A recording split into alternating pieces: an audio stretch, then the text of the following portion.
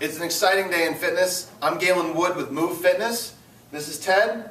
Today we're going to be talking about the Zero Runner. And what the Zero Runner is very similar to what the name implies. It's a running machine with zero impact on the joints, which means you get the same benefits of running, and you can do the same running that you know and love without the impact on the knees, the ankles, the hips, the spine, any of that kind of stuff. So what we're going to be doing today is we'll run you through how to use the machine, the benefits of the machine, and how to get the most out of it. I'm pretty excited. It's a pretty neat machine. So it's a little bit hard to talk about the benefits of the Zero Runner without actually putting somebody on. So we're going to start out today by just talking about how to get on the machine, and then we'll talk about why you'd want to get on the machine in a second. So first thing we have to do is just go ahead and hop on the machine. Now when you're getting on, this is actually a step. So make sure that you put your feet on the step, put your hands on the handlebars, and then take one foot and put it in one of the movable steps right in the middle. Then once you have a firm grip with your hands, take the other foot, put it in the other step. Now, getting the motion down is a little bit difficult, but once it's down, it feels smooth as silk. So really what you want to do is you put weight into one foot and then weight into the other foot, and then weight into one foot and then weight into the other foot. And it's not a running motion to start, it's really more like a stepping motion to start. You're just shifting your weight from one foot to the other. The machine will start to take care of the movement.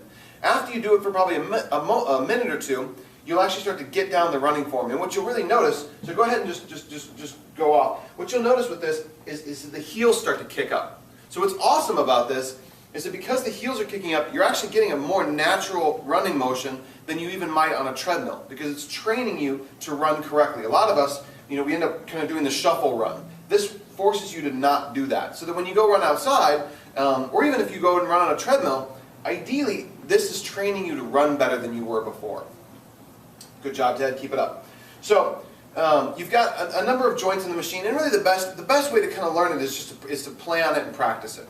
And we won't necessarily talk too much about how the joints work and the physics of the whole thing, but just know that you get a very natural running motion that feels exactly like regular running without the impact on the joints, without the impact on the knees, the ankles, the hips, the back, the neck, any of that kind of stuff. Now the first thing you'll probably notice are these two handles right here. Well, regardless of whether you notice them first or not, there's two handles right here, right? So what these handles do is they actually control the resistance of the pedals. And now it's not resistance in the typical sense of the word, where with an elliptical or something like that, you're pushing against force. It's more resistance in the sense that it's a little bit harder to push down on the pedal. So if you're a heavier person, increasing the resistance is a good idea. Or if you're just getting started on the machine, increasing the resistance can help you to get the motion down a little bit better, because it pushes back against you a little bit more. At the end of the day, really, it doesn't matter where you have these. It's more just a comfort thing. You also will find that it's a way to vary up the exercise a little bit. Once you get used to the motion, once you get used to the machine, you can play with making it harder or making it easier. Again, not in the traditional sense, but in the sense of the pedal will drop a little bit faster when you have less resistance on here, that kind of thing. So it's another way to make it different for you. Alright, so next what I want to talk to you guys about is the handlebars up here. Now, when you're first starting out on the machine, you keep your hands on the middle bars. And on those middle bars, you have a heart rate monitor if you want. Obviously, any of the Octane products that you get, if you get the heart rate attachment, you'll have the heart rate strap, so it's wireless, which is really the best way to do heart rate, just because you don't have to have your hands stationary the whole time. But when you're first learning how to do the machine, keep your hands on those middle handlebars. Then once you get comfortable, bring them up to the other handlebars and start to get that motion of hands and feet. And then ideally what you're looking at is you're going to be pushing the hand forward while you're pulling the foot down. And again, it just feeds into that natural running form that we all are really looking for from this machine. The last thing that you'll really want to play with on the machine are the programs. Now, the great thing about any of the Octane products is you're going to have a ton of different programs. And like we talked about earlier, the three things that matter when it comes to cardio: consistency, variety, and progression. Right? So do it differently, and do it more.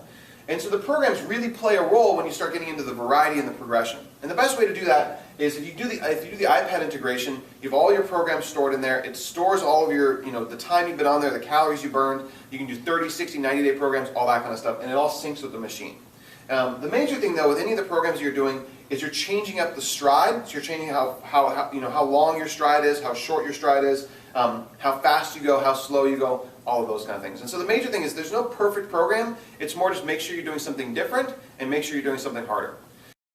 And that's the basics of the Octane Zero Runner.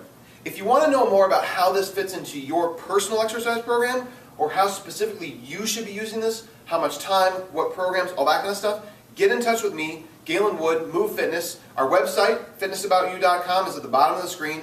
We'd be happy to set you up with one of our elite personal trainers. Thanks for watching.